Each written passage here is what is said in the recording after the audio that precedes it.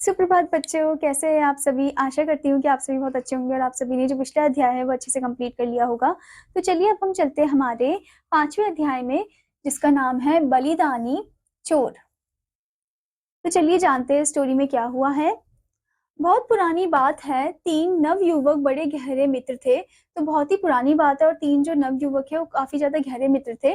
उनमें से एक राजा का पुत्र था, दूसरा मंत्री का और तीसरा एक धनी व्यापारी का पुत्र था। ठीक है? तो उनमें से एक जो है वो राजा का पुत्र था, एक था मंत्री का पुत्र और एक काफ़ी ज़्यादा धनी व्यापारी का पुत्र था। इन तीनों मित्रों को पढ़ाई-लिखाई में कोई रुचि नहीं थी, तो इन तीनों को बिल्कुल भी पढ़ाई-लिखाई में अच्छी रुचि नहीं थी।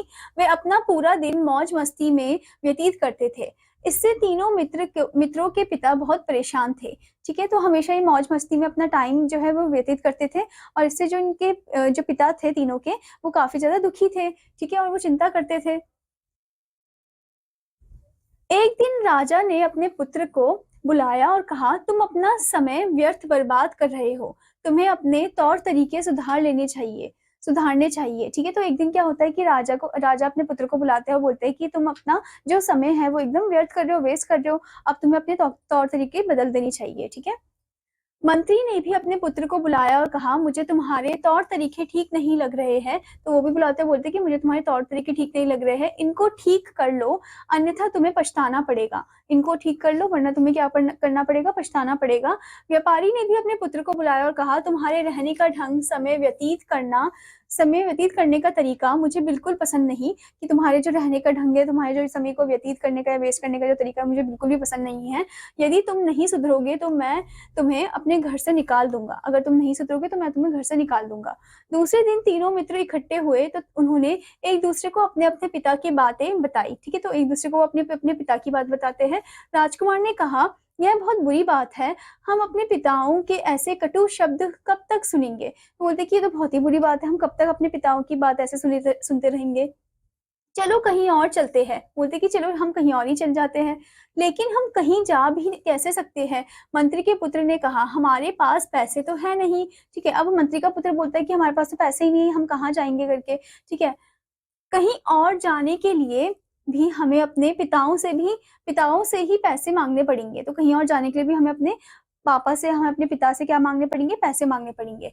हमें स्वयं धन कमाने का कोई उपाय सोचना चाहिए। व्यापारी का पुत्र बोला, यहाँ से कुछ दूर एक पहाड़ है। तो व्यापारी का पुत्र बोलता है कि हमें स्वयं ही धन कमाना चाहिए, धन कमाने का सोचना चाहिए। तो बोलता है कि यहाँ से कुछ दूर एक पहाड़ है। ठीक है? पहाड़ की चोटी पर कीमती पत्थर और नगीने पाए जाते हैं और पहाड़ की एकदम चोटी पर कीमती पत्थर और नगीने पाए जाते हैं। चलो फिर हम पहाड़ पर ही चढ़ते हैं। राजकुमार ने कहा, यदि हमें कुछ कीमती पत्थर और नगीने मिल गए तो हम अपने पिताओं की सहायता के बिना कोई व्यापार करेंगे। ठीक है? तो वहां पर बोलते कि अगर हमें मिल भी गए तो हम क्या करेंगे? अपने पिताओं की सहायता के बिना वहां पर कोई व्यापार कर लेंगे। ठीक है? तीनों मित्र अपनी यात्रा के लिए निकल गए। उन्होंने एक बड़ी नदी को पार किया और फिर एक घने जंगल से गुजरे। ठीक है? तो बड़ी सी नदी को उन्होंने पार किया और घने जंगल से वो गुजर रहे थे। अतः अंत में वे पहाड़ तक पहुंच गए और चोटी पर चढ़ गए। पहाड़ में भी पहुंच जाते हैं, चोटी पर भी चढ़ जाते हैं वो। उनका भाग्य अच्छा था। प्रत्येक को एक एक बहुमूल्य रत्न मिल गया। तो प्रत्येक को एक एक बहुमूल्य रत्न मिल जाता है। उन्होंने विचार किया, अब हम घर वापस चलते हैं। अब वो सोचते हैं कि चलो हम घर चलते हैं वापस। जो ही वे पहाड़ से नीचे उतरे, उन्हें आग की कठिन यात्रा का विचार आया। ठीक है? उन्हें आगे की कठिन यात्रा का विचार आया। तो जैसे ही वो उतरते हैं पहाड़ से नीचे तो उन्हें आगे की कठिन यात्रा का विचार आता है। ठीक है? एक बार फिर उन्हें इस घने जंगल से होकर गुजरना पड़ेगा जहाँ दिन में भी रात जैसा अंधेरा होता है। तो एक बार उन्हें फिर से इस घने जंगल से गुजरना होगा जहाँ पर दिन में भी रात जैसा अंधेरा होता है, क्योंकि बहुत ही घना जंगल है।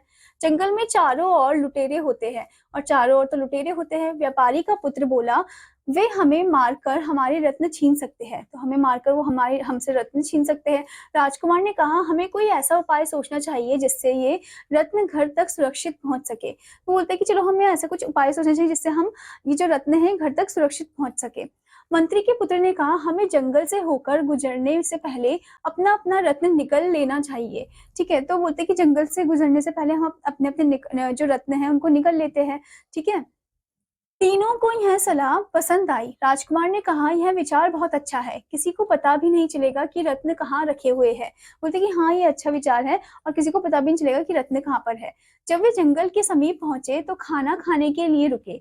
प्रत्येक ने अपना अपना रत्न खा लिया। दुर्भाग्य से एक चोर भी उनका पीछा कर रहा था। ठीक है, तो अब क्या होता है, जैसे वो खाना खाने के लिए ऐसे मतलब आगे बढ़ ही रहे होते हैं, खाना जब वो खा रहे होते हैं तो रत्न को भी निगल जाते हैं। और दुर्भाग्य से एक चोर था, वो जो कि उनके पीछे ही पड़ रखा था, जो कि उनका पीछा कर रहा था। उसने तीनों की बातें सुन ली थी और रत्न निकलते भी देख लिया था। तो उसने तीनों की बात भी सुन ली थी और रत्न को निकलते भी देख लिया था उसने। ठीक है, चोर प्रसन्न हुआ और उसने तीनों को मारकर रत्न लेने की योजना बना ली। तो चोर जो है बहुत ज्यादा खुश हो जाता है और सोचता है कि तीनों को मार देता हूँ और वहां उनसे मैं रत्न ले लेता हूँ। ठीक है, जब तीनों मित्र जंगल में जाने लगे तो चोर उनके पास जाकर बोला, भले मालिकों, आगे घना जंगल है, मुझे अकेले जाने में डर लगता है। तो बोलते कि भले मालिकों, आगे बहुत ज्यादा घना जंगल है, मुझे अकेले जाने में डर लगता है, क्या मैं भी आपके साथ चल सकता हूँ? तीनों मित्रों ने अपनी सहमति दे दी। तो बोलते हैं, क्या मैं भी चल सकता हूँ? तो वो तीनों मित्र हाँ बोल देते हैं। अपने दल में एक और आदमी आ जाने से वे प्रसन्न थे कि 3 से 4 भले। बोलते हैं कि अपने दल में एक और आदमी पाने से वो ऐसे प्रसन्न हो जाते कि 3 से चलो 4 भले। ठीक है, जंगल के आधे रास्ते में उत्तर की ओर एक छोटा सा गांव था। वहां के मुखिया के पास एक तोता था। ठीक है, तोता सदा सत्य बोलता था। तो वहां के मुखिया के पास एक तोता था और तोता जो है वो हमेशा सच बोलता था। चारों यात्री उस गांव में पहुंच गए। वे मुखिया की झोपड़ी के पास जैसे ही गुजरे, तोता बोलने लगा, यात्रियों के पास रत्न है। ठीक है, तो जैसे ही वो मुखिया के घर से ऐसे गुजर ही रहे थे तो तोता बोलता है कि यात्रियों के पास क्या है? रत्न है। ठीक है, मुखिया ने जैसे ही सुना वह आश्चर्यचकित रह गया। उसने तुरंत ही अपने आदमियों को यात्रियों को पकड़ने के लिए भेजा। ठीक है, तो एकदम से वो क्या करता है, यात्रियों को अपने आदमियों को भेजता है यात्रियों को पकड़ने के लिए। आदमी चारों यात्रियों को पकड़कर ले आए।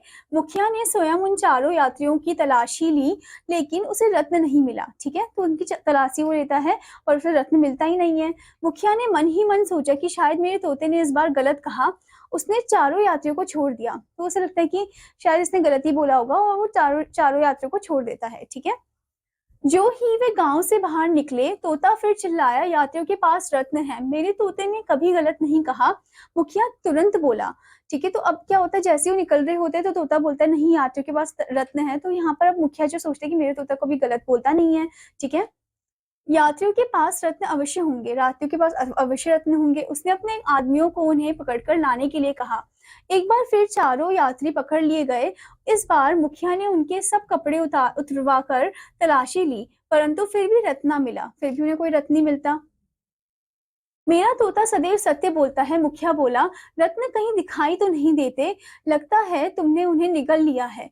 तो बोलते हैं कि मेरा जो तोता है कभी झूठ तो बोलता नहीं है, सत्य बोलता है। ठीक है, और रत्न मुझे कहीं दिखाई तो नहीं दे रहे, तो लगता है तुम लोगों ने रत्न को निगल लिया है। ठीक है, चोर और तीनों मित्र चुप रहे। तो तीनों मित्र और जो चोर है वो चुप रहते हैं। मैं जानता हूँ कि मुझे क्या करना चाहिए, मुखिया कहता गया। कल सुबह मैं तुम्हारे पेट चीर डालूंगा, फिर मुझे रत्न अवश्य मिल जाएंगे। अब वो बोलता है कि मैं जानता हूँ कि तुम्हारे साथ क्या करना चाहिए, तो मैं कल क्या करूंगा, कल सुबह ही मैं तुम लोगों के पेट को चीर डालूंगा और मुझे रत्न मिल जाएंगे। ठीक है, मुखिया ने चारों यात्रियों को एक कमरे में बंद कर दिया और कुछ आदमी उनकी चौकसी के लिए बिठा दिए। ठीक है, तो उनको वो बंद कर देता है कमरे में और कुछ आदमियों को वहां पर रहने के लिए बोलता है, गार्ड करने के लिए बोलता है। ठीक है, चारों में से पूरी रात कोई ना सो सका। तो कोई भी नहीं सो पाता, डर से उनका बुरा हाल था। आने वाली सुबह उनकी मौत का संदेश लाने वाली थी। चोर सोच रहा था कि मेरे पेट में तो कोई रत्न नहीं है। ठीक है, अब यहाँ पर जो चोर है वो सोचते हैं कि मेरे पेट में तो कोई रत्न नहीं है। ठीक है, और सब डरे हुए थे एकदम। यदि मैं मुखिया से कहूँ कि वह पहले मुझे मारे तो उसे मेरे पेट से कुछ नहीं मिलेगा। तो अब यहाँ पर चोर सोचता है कि अगर मैं मुखिया से बोलूं कि पहले वो मुझे मारे तो उसे मेरे पेट से कुछ मिलेगा ही नहीं। ठीक है, तब वह सोचेगा कि हम में से किसी के पास कुछ भी नहीं है, और तब वो ऐसे सोचेगा कि हाँ, इनके पास तो कुछ भी नहीं है। ठीक है, उस प्रकार शायद वह इन तीनों को छोड़ दे। तो इस प्रकार वो इन तीनों को फिर छोड़ दे। यदि इन तीनों को मुखिया ने पहले मारा तो रत्न इनके पेट से अवश्य निकलेंगे। ठीक है, और यदि अगर मुखिया ने इनको मारा पहले तो रत्न जो है उनके पेट से अवश्य निकलेंगे। ठीक है, जरूर निकलेंगे। अंत में मुखिया मुझे भी मारेगा क्योंकि उसे क्या पता कि मेरे पेट में रत्न नहीं है, ठीक है? तो अंत में जो मुखिया है वो मुझे भी मारेगा, क्योंकि उसे क्या पता कि मेरे पेट में रत्न जो है वो नहीं है, ठीक है? सो मुझे दोनों दशा में मरना ही है, तो मतलब मुझे जो है दोनों दशा में मरना ही है। यदि हो सके तो मैं इन तीनों नवयुवकों का जीवन बचा दूँ। तो यदि हो सके तो मैं क्या पता इन जो ये नवयुवक हैं इनका मैं जीवन बचा दूँ, ठीक है? प्रातः ही मुखिया तलवार लेकर चारों यात्रियों के पास आया। चोर ने हाथ जोड़कर मुखिया से याचना की कि मारने से पहले उसकी बात सुन ले, ठीक है? तो चोर जो है वो याचना करता है कि मारने से पहले आप मेरी बात सुन लो। मुखिया ने गरज कर कहा, कहो क्या बात है? विनती करता हुआ चोर बोला, मुखिया मुखिया जी, मैं अपने छोटे भाइयों को अपने सामने मरता हुआ नहीं देख सकता, कृपया करके पहले मेरा पेट चीरे, ठीक है? तो बोलते कि मैं अपने छोटे भाइयों को अपने सामने नहीं मरता हुआ देख सकता, तो आप मेरा पेट चीर दीजिए। मुखिया ने सोचा कि मारना तो सभी को है, उसमें आगे पीछे क्या, इसलिए मैं चोर की बात से सहमत हो गया। चोर का पेट चीरा गया, ठीक है? तो वो चोर की बात से सहमत हो जाता है और वो चोर का पेट पहले चीरता है, ठीक है? मुखिया को उसमें से कुछ नहीं मिला। हाय, मैं बोला, मैंने तो व्यर्थ ही इस आदमी की हत्या कर दी। बोलता है कि अरे मैंने तो व्यर्थ में इस आदमी की हत्या कर दी। इस बार मेरे तोते ने ही गलती की है। तो वो बोलता है कि अरे इस बार तो मेरे तोते ने ही गलती की है। मुखिया ने तीनों यात्रियों को तुरंत छोड़ दिया। तीनों ने बाजार जाकर अपने-अपने रत्न बेचकर खूब धन कमाया तथा व्यापार भी शुरू कर दिया। ठीक है, तीनों बाजार जाते हैं, रत्न को बेचते हैं और खूब सारा धन कमाते हैं, व्यापार भी शुरू करते हैं, ठीक है? लेकिन वह उस चोर को कभी नहीं भूले जिसने उनकी जान बचाने के लिए अपने प्राणों की आहुति दे दी थी, ठीक है? पर वो उस चोर को कभी नहीं भूले जिसने उनकी जान बचाने के लिए अपने प्राण की आहुति दे दी थी, ठीक है? अपनी जान दे दी थी, ओके? तो इस अध्याय से हमें क्या शिक्षा मिलती है बच्चों? प्राप्ति की अपेक्षा देने का आनंद अधिक होता है। इसके अतिरिक्त सत्संगति तथा भलाई भी बुरे से बुरे व्यक्ति का मन बदल सकती है। तो जो प्राप्ति की अपेक्षा जो देने वाला होता है, देने का आनंद अधिक होता है, मतलब उसको देने का आनंद जो होता है वो काफ़ी ज़्यादा अधिक होता है। जैसे इसमें आपने देखा कि जो चोर है, उसने कैसे प्राप्ति की जो अपेक्षा है वो मतलब एकदम दे दी, मतलब अपनी जान ही दे दी और ठीक है, उसको आनंद भी मिल गया उसमें, ओके? और इसके अतिरिक्त क्या बताया गया है कि जो सत्संगति है, यानी कि अच्छे लोगों के साथ अगर कोई बुरा पर्सन रहता है, ठीक है, तो वो बुरा पर्सन भी अच्छा बन जाता है। जैसे आपने देखा कि इन तीनों बच्चों के साथ वो चोर भी था रास्ते तक, ठीक है? और वो जो चोर है वो भी इनके जैसा अच्छा बन गया था, उसके थॉट्स भी अच्छे हो गए थे, वो भी चेंज हो गया था, बदल गया था। इसी वजह से उस चोर ने पहले अपनी जान दी, वो नहीं चाहता था कि ये जो छोटे बच्चे हैं इनकी जान जाए, ठीक है? आशा करती हूँ बच्चों कि आपको ये अध्याय अच्छे से समझ में आया होगा। तो आपका होमवर्क है कि आपको इस अध्याय को अच्छे से पढ़ना है, इसमें कही-कही बात को आपको ध्यान में रखना है और आपको एक्सरसाइज़ भी कंप्लीट करनी है। अब मैं आपको मिलूँगी अगले अध्याय में, तब तक के लिए धन्यवाद बच्चों।